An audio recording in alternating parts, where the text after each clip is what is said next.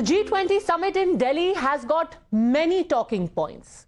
Eyes will be on India, whether it is about the role it plays in the Russia-Ukraine conflict, how it has become a linchpin for the global south, about trade deals. But India's cultural strength also remains one of the most important themes of the summit, also because this time India is in presidency. And who better to espouse the soft power of India than your guru, Swami Ramdev. Swami जी, बहुत बहुत धन्यवाद आपका हमसे बात करने के लिए। बहुत व्यस्त रहते हैं आप, पर इस बार G20 में वसुधैव कुटुंबकम मोटो है। कैसे देखते हैं आप इसको? देखो पद्मजा जी, वसुधैव कुटुंबकम ये भारत का दर्शन है। अभी तो भारत और इंडिया को भी लेकर के काफ़ी गहमा गहमी है। Whole world is our family. This is the thought process, this is the ideology of Bharat, and this is not only Vasudhaiva Kutumbakam, एकत्वम अनुपश्यत, सहनाओ तो सहनो भुनक्तो, वननेस, कोएग्जिस्टेंस, ब्रदरहुड, हार्मनी, मित्रस्य चक्षुषा सर्वाणि भूतानि समीक्षन्ताम्, एकम ब्रह्म, एक ही ब्रह्म, एक ही परमात्मा। अब उसको नामों में खुदा, अल्लाह, ऑलमाइटी गॉड, वाहिगुरु, अकाल पुरुष जो भी कहें, हम एक ही ईश्वर को सर्वत्र देखते हैं। ये जो भेदभावपूर्ण दृष्टि का जो आरोप लगाते हैं सनातन धर्म पर, सनातन संस्कृति पर, वो अविवेकी लोग हैं। और मैं तो एक बात और कहता हूं, आपने एक पूछा, मैं आपको 5 बात इसलिए बता रहा हूं। वसुधैव कुटुंबकम एकत्वमनुपश्यतः, सहनाव तो मित्रस्य चक्षुषा सर्वाणि भूतानि समीक्षन्ताम्, यत्र विश्वं भवत्य एकनीडम्, एकम ब्रह्मेति व्यजानात्, एको वसी सर्वभूतानंतात्मा। तो हमारी जो पूरी दृष्टि है वो समग्रता की दृष्टि है। उसमें जाति का, वर्ग का, पंथ का, मजहब का, स्थान का, देश का, काल का, यहाँ तक कि राजनीतिक सीमाओं का कोई भेदभाव नहीं। इतनी उदात्त दृष्टि भारत रखता है, और इसी दृष्टि के साथ भारत ने पूरे विश्व का मार्गदर्शन किया। कहा इंडोनेशिया, कंबोडिया से लेकर के, और इधर मलेशिया से लेकर के, और यहाँ अफगानिस्तान, पाकिस्तान, और कुछ हिस्सा यूरोप तक का, और इधर म्यांमार से लेकर के कुछ हिस्सा इधर चाइना की तरफ का भी। ये सब इतना बड़ा भारत का भूभाग था। तो ये जो विराट भारत का विराट दर्शन था, उसकी अभिव्यक्ति है G20 में मेरी बहन पद्मजा जी। और सबसे सुंदर बात यह है, जैसे कि आपने बताया, इस बार ये इंडिया का ही G20 नहीं है, ये भारत का G20 हो रहा है। ये अब बहुत बड़ा विवाद खड़ा कर रखा है लोगों ने। जब भारत आज़ाद हुआ तब भारतवर्ष, भारत, हिंदुस्तान और इंडिया, लास्ट ऑप्शन था इंडिया। लेकिन कुछ भारत के नेताओं को दरअसल अंग्रेजों से, अंग्रेजियत से इतनी मोहब्बत थी। जैसे आप इंग्लिश चैनल जरूर हैं पद्मजा जी, लेकिन your language only English, but your ideology, your principles, your values are Bharatiya. आपकी सारी चीजों में भारतीयता है। आप भाषा जरूर अंग्रेजी में बात करते हैं क्योंकि आपका टाइम्स नाउ चैनल ही अंग्रेजी है, लेकिन कुछ लोग बोलते हिंदी में है, लेकिन उनकी सोच, उनकी दृष्टि, उनका पूरा थॉट प्रोसेस, उनकी आइडियोलॉजी, उनके आइकॉन, उनके रोल मॉडल्स, उनके रोड मैप, उनका सब कुछ है वह विदेशों पर आधारित है। तो स्वतंत्रता का अर्थ यह है कि कोई देश अपना तंत्र हो, उसमें अपनी शिक्षा, अपनी चिकित्सा, अपनी अर्थव्यवस्था, अपनी दृष्टि, अपनी भाषा, अपनी संस्कृति, अपनी सभ्यता, स्वाभिमान के साथ कोई देश आगे बढ़े, इसको कहते हैं आजादी। तो मुझे लगता है राजनीतिक आजादी के बाद बहुत सी वैचारिक आजादी, सांस्कृतिक आजादी, शिक्षा, चिकित्सा की आजादी, बहुत सी चीजें शेष हैं अभी तो एक एक शब्द के ऊपर ही भयंकर विवाद खड़ा हो रहा है, बखेड़ा हो रहा है। कभी सनातन पर बखेड़ा, कभी इंडिया और भारत के ऊपर बखेड़ा, पहले कभी कोई हिंदू और हिंदुत्व के नाम पर बखेड़ा करते थे। तो मुझे लगता है अभी काफी लोग सांस्कृतिक दृष्टि से, वैचारिक दृष्टि से, बौद्धिक या मैं कहूँ कि सैद्धांतिक दृष्टि से काफ़ी अपरिपक्व लोग हैं, जो है इलिटरेट हैं, गैर पढ़े लिखे हैं इन मामलों में। तो वो राजनीति में हो जाने से कोई व्यक्ति बहुत होशियार नहीं हो जाता। तो अपेक्षा ये की जाती है कि जितने भी भारत के राजनेता हैं, कम से कम राजनीति के साथ साथ भाषा की दृष्टि से, विचार सिद्धांतों की दृष्टि से, अपने सांस्कृतिक बोध की दृष्टि से, अपने इतिहास वर्तमान की दृष्टि से उनको काफी विवेकशील होना चाहिए। बौद्धिक दरिद्रता नहीं होनी चाहिए। पद्मजा जी, पर स्वामी जी, क्योंकि आपने भारत का उल्लेख किया, वो भी सोचते हैं कि भारत और इंडिया साथ साथ क्यों नहीं रह सकते। अगर हम भारत माता की जय बोलते हैं तो हम ये भी अपने प्लेज में कहते हैं I am an Indian, all Indians are my brothers and sisters. तो दोनों साथ में रह सकते हैं, भारत भी आगे बढ़ेगा, इंडिया भी साथ साथ आगे बढ़ जाएगा। देखो इसमें पद्मजा जी, ठीक है, इंडिया जो गठबंधन बनाए, उन्होंने कहा कि जुड़ेगा भारत, जीतेगा इंडिया, तो उन्होंने तो दोनों को रखा हुआ है। तो देखो, किसी भी देश का जो नाम होता है ना पद्मजा जी, वो कभी भी दो नामों में नहीं चलता। हाँ, तो वो एक ही नाम में चलता है। थोड़ा प्रोनाउंसिएशन अलग हो सकता है, कोई चीन बोल सकता है, कोई चाइना बोल सकता है, थोड़ा बहुत ऐसे रसिया के भी नाम को, थोड़ा अलग अलग देशों के नाम को थोड़ा बहुत प्रोनाउंसिएशन में ऊंचा नीचा होता है, और उसके लिए भी बड़े जद्दोजहद करनी पड़ती है। बॉम्बे को मुंबई करने में, अब तुर्की को तुर्की करने में कितना पुरुषार्थ उनको करना पड़ा। तो देश का नाम तो एक ही होता है। अब इस देश को आर्यावर्त भी कहते हैं, इस देश को हिंदुस्तान भी कहते हैं, इस देश को भारतवर्ष जैसे मैंने कहा वो भी कहते हैं। तो ये अपने आंतरिक व्यवहार के लिए हम अलग अलग सांस्कृतिक पृष्ठभूमियों के साथ ना बोल सकते हैं, लेकिन वैश्विक धरातल पर, ये प्रशासनिक धरातल पर तो एक ही नाम चलता है। वो अब इसके भी अलग अलग कारण हैं। अब कई तरह की बातें चल रही हैं कि हमें गुलामी की निशानियों को मिटा करके और पूरी आज़ादी के साथ, पूरी अपने आत्मगौरव के साथ, या कहते हैं भारत और भारतीयता या सनातन के गौरव के साथ हमें आगे बढ़ना है। तो ये सारा कुछ जो है ना एक वैचारिक युद्ध जैसा है, और इस युद्ध में यदि हमारा चित्त शुद्ध हो तो फिर हम सही निष्कर्षों पर पहुंच सकते हैं पद्मजा जी। और ये इस वक्त पे हो रहा है जब लोग सनातन के ऊपर ही सवाल उठा रहे हैं। एक तरीके से अपने देश को भी वापस भारत बुलाना, ये भी तो एक सनातन की निशानी है कि हम वापस अपने जो सनातन के मूल्य हैं उन पर वापस जा रहे हैं। देखो पद्मजा जी, आज से आप सोचो 1000 साल पहले तो इस देश का कोई दूसरा नाम था ही नहीं, भारत के नाम से ही इसको जानते थे।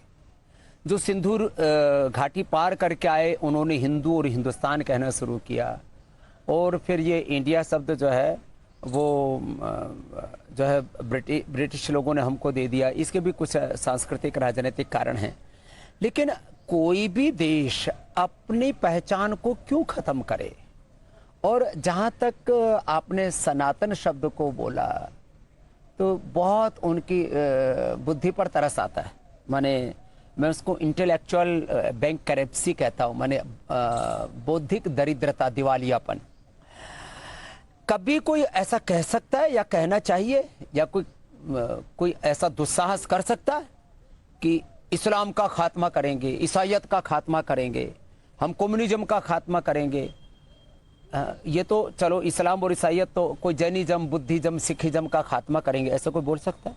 नहीं बोल सकता, नहीं बोलना चाहिए। ऐसे कोई कहे कि हम हिंदू और हिंदुत्व का खात्मा करेंगे, हम सनातन और सनातन संस्कृति का खात्मा करेंगे, ये तो बहुत बहसीपना है। ऐसा बोलना ही अपने आप में बौद्धिक दिवालियापन है, और हमारे संविधान की आत्मा के खिलाफ है, ये मानवता के खिलाफ है। और मैं तो कहता हूँ यह एक जो प्रगतिशील जो सोच है उसके खिलाफ है। आज हम 21वीं सदी में जी रहे हैं, जहाँ सारी दुनिया की दूरियां हमने कम से कम विज्ञान और तकनीकी के तौर पर तो दूर कर दी हैं।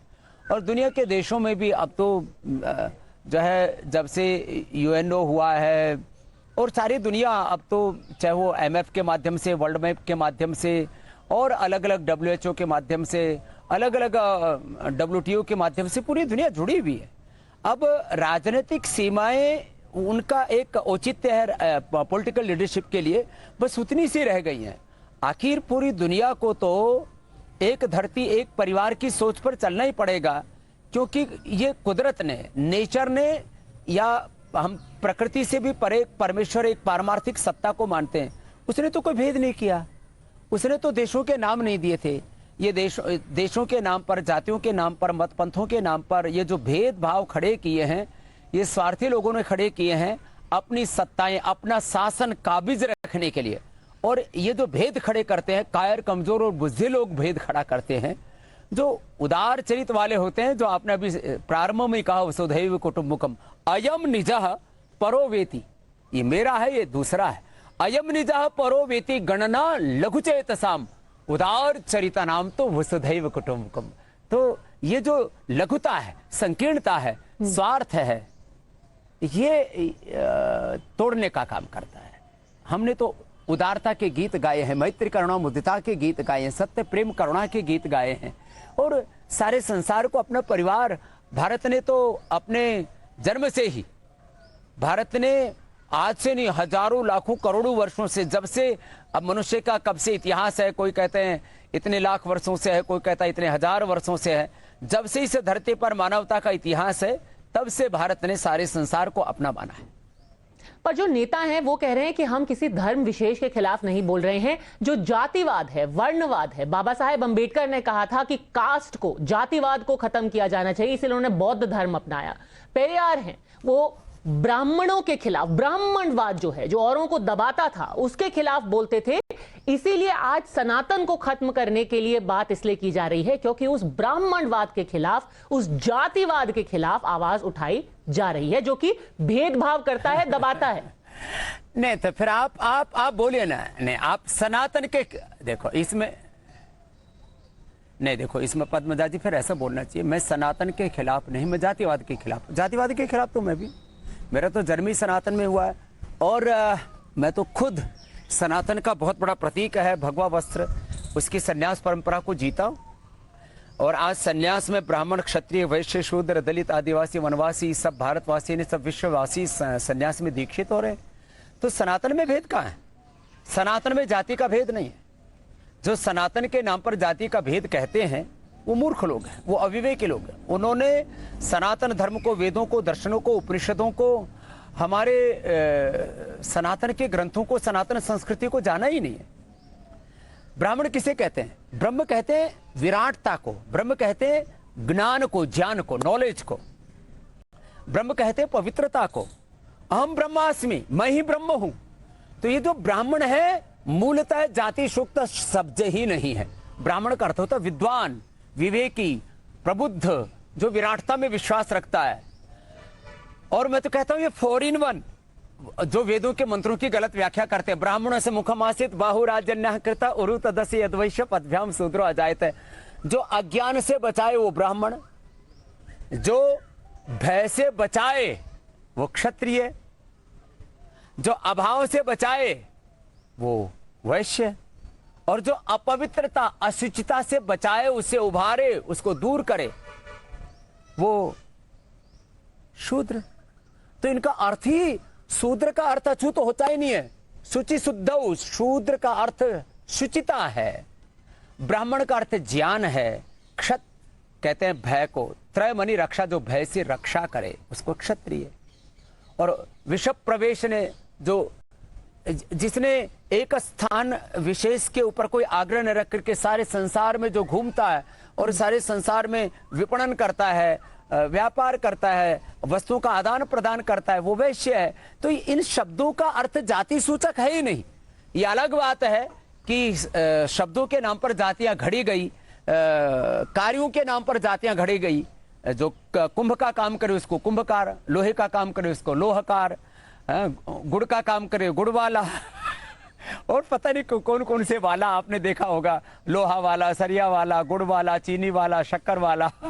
तो ये सारी चीजें, जो चमड़े का काम करे उसको चर्मकार, ऐसे कर्म के आधार पर भी फिर कुछ लोगों ने जातियां घड़ने की कोशिश की। आज सारी दुनिया के सब वर्ग समुदायों में पैदा हुए लोग सब काम कर रहे हैं। तो ये जो शब्दों को ना समझ करके शब्दों के नाम पर जिन्होंने भेद जाति की घड़ दी, जिन्होंने कर्म के आधार पर जातियां घड़ दी, मैं इस सब का विरोधी हूं। मैं जातिवाद का, मैं प्रांतवाद का, मैं भाषावाद, भाषाई उन्माद का, मैं मजहबी उन्माद का विरोधी हूं। लेकिन मैं सनातन का सन्यासी हूं। सनातन माने जो शाश्वत है, जो यूनिवर्सल ट्रुथ है, जो यूनिवर्सल वैल्यूज हैं, जो यूनिवर्सल प्रिंसिपल्स हैं, फिलॉसफीज हैं, उनको जो माने वो सनातन। और सनातन धर्म में तो धर्म की व्याख्या क्या की गई है? ये तो अभ्युदय निश्रेयस सिद्धि सधर्म महर्षि कणाद, जिसमें हमारे भौतिक जीवन की समृद्धि हो और हमारे पारमार्थिक जीवन की समृद्धि हो, उसको धर्म कहते हैं। हमने धर्म को दाढ़ी मूछ से, हमने मूछ कटा ली, दाढ़ी रख ली, टोपी ओढ़ ली, या हमने कोई वस्त्र नहीं। लिंगम धर्मस्य कारणम, जिस मनुस्मृति को लोग पानी पी पी करके कोसते रहते हैं, उसमें लिखा ये जितने भी प्रतीक चिन्ह है ये धर्म के हेतु नहीं है। धर्म तो उसको कहते हैं जो हमारे जीवन का श्रेष्ठ आचरण है। धारणात् धर्म इति प्राहु। तो जो धारण किया जाता है, अब पानी का धर्म शीतलता, अग्नि का धर्म उष्णता, जल का पवन का धर्म जो है प्रवाह मानता है। तो ये दरअसल जो लोग सांस्कृतिक बोध से वंचित हैं वो इस तरह की बातें करते हैं। मुझे तो तरस आता उनकी बुद्धि पर, जो सनातन धर्म को या सनातन मूल्यों को कोसते रहते हैं अपने तुच्छ राजनीतिक स्वार्थों के लिए। वैसे अब क्या करें, उन बौद्धिक दृष्टि से जिनके भीतर पागलपन है, उन लोगों को या तो किसी से थोड़ा समझ लेना चाहिए, पढ़ लेना चाहिए। अब मैं बिना पढ़े किसी के बारे में कुछ भी बात करूं, अब मान लीजिए मैं टेक्नोलॉजी को नहीं जानता और मैं टेक्नोलॉजी के बारे में प्रवचन झाड़ने लगूं, मुझे चंद्रयान बनाना नहीं आता, मैं जो है एक कागज की जहाज तो बना सकता हूं, मुझे जहाज नहीं बनाना आता और मैं जहाज बनाने लग जाऊं तो ये मूर्खतापूर्ण काम होगा ना। मुझे योग करना आता है, मुझे आयुर्वेद आता है, मुझे चिकित्सा आती है, तो मुझे जो आता है मुझे वो करना चाहिए और वो बोलना चाहिए। यही समग्र दर्शन जो कि G20 जितने देश हमारे भारत में आएंगे उनके सामने भी रहेगा, जहां साइंस भी है, सनातन भी है। स्वामी जी, आपका बहुत बहुत धन्यवाद। Thank you very much Baba Ramdev for speaking to us. बहुत बहुत धन्यवाद पद्मजा जी। और 2047 से पहले भारत विश्व की आर्थिक और आध्यात्मिक राजनीतिक महाशक्ति बनेगा, ये मैं आज आपको कह रहा हूं, क्योंकि उस भारत के सामर्थ्य को मैंने पूरे भारत भ्रमण करके और पूरे विश्व में भ्रमण करके देखा है। बहुत बहुत प्रणाम, नमस्ते, भारत माता की जय।